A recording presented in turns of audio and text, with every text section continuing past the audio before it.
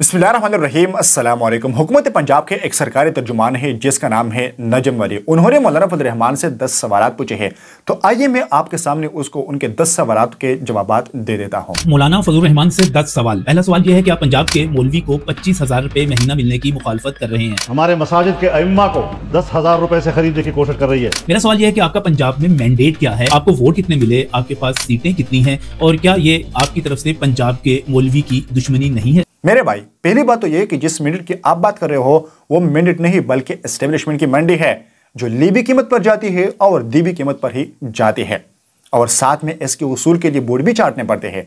मौलाना फजल रहमान का मैंडेट सिर्फ अवाम या पंजाब के उलमा तलबा नहीं बल्कि पाकिस्तान भर के मुकादबे फिक्र से ताल्लुक़ रखने वाले लोग हैं, और वो लोग उसे अपना इमाम मानते हैं। अगर फिर भी आपको यकीन नहीं आ रहा तो रख ले आप ही की मीनार पाकिस्तान के, आपके भी पंजाब में मीनार पाकिस्तान पर जलसा, ताकि दूध का दूध और पानी का पानी हो जाए। मेरा दूसरा सवाल कि खैबर पख्तूनख्वा में कई बरसों से मौलवी को 10,000 रुपए महीना मिल रहा है। क्या आपने आज तक इसे ज़मीर खरीदने की कोशिश कहा, इसकी मुखालफत की, इसके खिलाफ कोई तहरीक चलाई? ये वो सूबा है जहां पर आपका मैंडेट है, जहां पर आपका वोट बैंक है।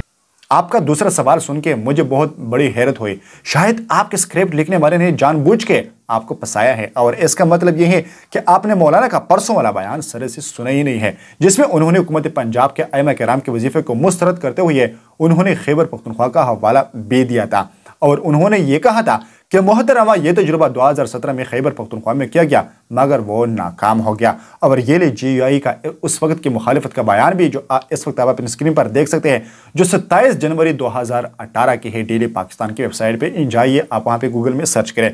इसके अलावा मौलाना फजल रहमान ने उस वक्त बाकायदा प्रेस कॉन्फ्रेंसेस करके उन्होंने ये मनसूबा उलमा के ज़मीरों को खरीदने के मुतरादिफ करार दिया था, जैसे उसे हम किसी सूरत कबूल भी नहीं करेंगे। मौलाना ने उस वक्त ये ऐलान किया था।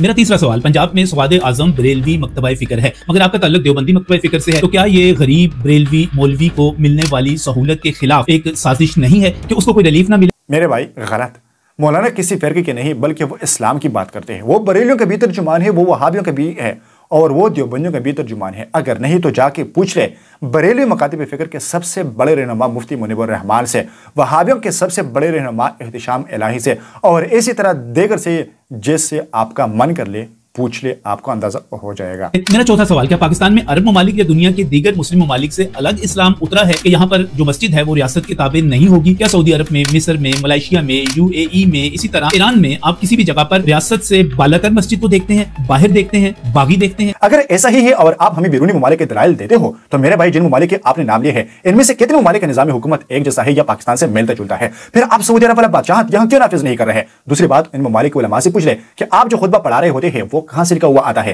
क्या आप रियासत की ज़ियादतियों का जिक्र अपनी मेंबर से कर सकते हैं? जिंदा मिसाल आपके सामने मौजूद है कि सऊदी अरब में दर्जन से जायद इमामुल हरमैन को सिर्फ इस बात पर जेल में डाला गया कि उन्होंने हुकूमत के खिलाफ बात की, उनकी अयाशों को मेंबर पर जिक्र किया। मेरा पांचवा सवाल, मौलाना आपको अपने जरिया मुआश को हाज़ा मिन फज़ले रब्बी कहते हैं और कहते हैं कि अल्लाह जिसको चाहे नवाज दे, लेकिन जब इन गरीब मौलवियों के रिज़्क की बात आ रही है, इनको 25,000 रुपए मिलने की बात हो रही है, आप इसको नाजायज कह रहे हैं, हराम कह रहे हैं, ज़मीर खरीदने का तरीका कह रहे हैं, तो क्या आपने बतौर रुकन कौमी असम्बली, बतौर चेयरमैन जो कि वफाकी वजीर के बराबर ओहदा होता है, क्या आपके भाइयों ने वफाकी वजीर के तौर पर, क्या आपके बेटे ने वजीर मुआसलात जो कि बहुत ही माल कमाने वाली वजारत है, या किसी भी ओहदे के ऊपर ली हुई मराआत को हराम कहा, नाजायज कहा? क्या आप इस मुखालफत से पहले उन तमाम जो लिए हुए पैसे हैं, जो मराआत हैं, जो तनख्वाहें हैं, उनको वापस करने की बात करेंगे? ऐसा तो नहीं होना चाहिए कि आप करें तो रामलीला, अगर गरीब मौलवी करे तो उसका कैरेक्टर ढीला।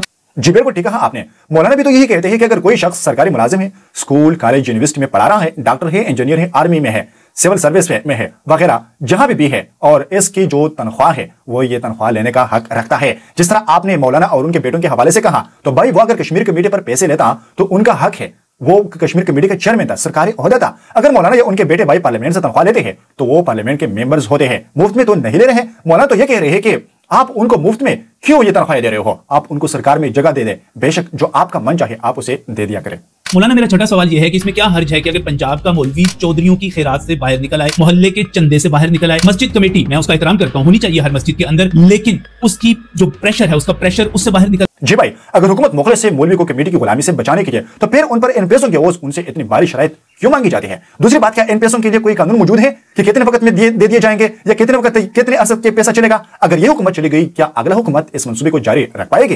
क्या यह रकम एक छोटे खानदान की जिंदगी गुजारने के लिए पाकिस्तान में काफी है? क्या हुकूमत इसके बदले मौलवी का मुंह हाथ पांव नहीं बांधेगा? मेरा 7वां सवाल ज़ाब्ता इखलाक के हवाले से है। अब तमाम लोग उसकी मुखालफत कर रहे हैं, मगर सवाल यह है कि क्या मसाजिद के अंदर सियासी तकारीर होनी चाहिए? नवाज शरीफ की, इमरान खान की, आसिफ जरदारी की या खुद मौलाना फजल रहमान की बतौर सियासतदान मुखालफत होनी चाहिए? क्या इन तमाम चीजों के लिए सियासी जलसे बेहतर जगह नहीं है? इंतहाई गलत सवाल। देखिए, मौलाना की सियासत का पहलू क्या है?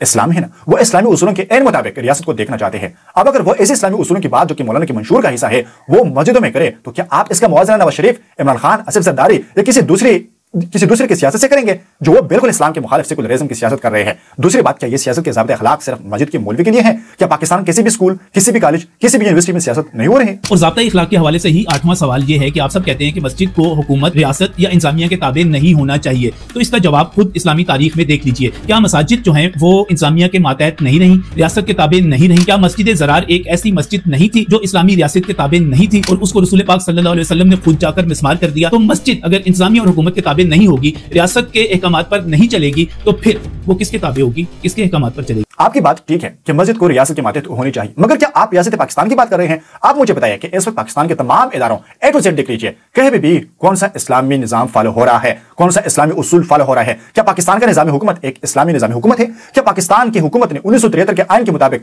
आज तक कोई इस्लामी कानूनसाजी की है?